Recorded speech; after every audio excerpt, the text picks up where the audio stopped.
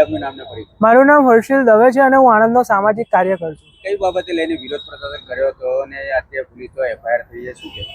આપ સર્વે આણંદની જનતા જાણે છે કે ગટરના વિરોધ બાબતે મેં આણંદ મહાનગરપાલિકામાં વિરોધ નોંધાવ્યો હતો.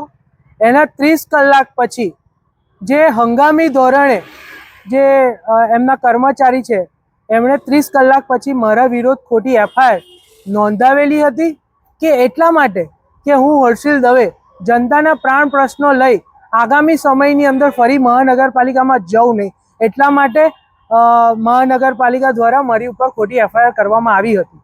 વિરોધ કરવો એ ભારત દેશની લોકશાહીની અંદર લખેલ છે અને આ લોકશાહીનું હનન મહાનગરપાલિકા દ્વારા કરવામાં આવેલ છે. પણ જે હંગામી ધોરણે કર્મચારી છે જેમણે મારી ઉપર એફઆઈઆર ફાડાઈ છે એ ભારતીય જનતા પાર્ટીના કાર્યકર છે. એમને કોઈ પણ શું કહેવાય રાજકીય દબાણમાં આવીને મારી ઉપર 30 કલાક પછી એફઆઈઆર ફાડાઈ છે. પણ હું આપના માધ્યમથી કહેવા માગું છું કે આવનારા સમયની અંદર આ લોકશાહી દેશ છે. આવનારા સમયની અંદર આ હર્ષિલ દવે મક્કમતાથી સાથે આનાથી ડબલ ફોર્સની સાથે આણંદ મહાનગરપાલિકાના જનતાના જે પ્રાણ પ્રશ્નો છે એનો હું વિરોધ કરતો રહીશ અને કરીશ.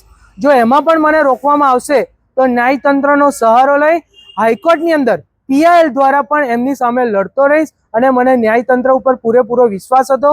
આજે મને જામીન મળી છે અને આવનારા સમયની અંદર પણ મને આની અંદર નિર્દોષ છોડવામાં આવશે, કારણ કે સમગ્ર કરમસદ આણંદ શહેરના તમામ જનતાનો સાથ સરકાર મારી સાથે છે અને આવનારા સમયની અંદર હર્ષિલ દવે મક્કમતાથી લડતો રહેશે.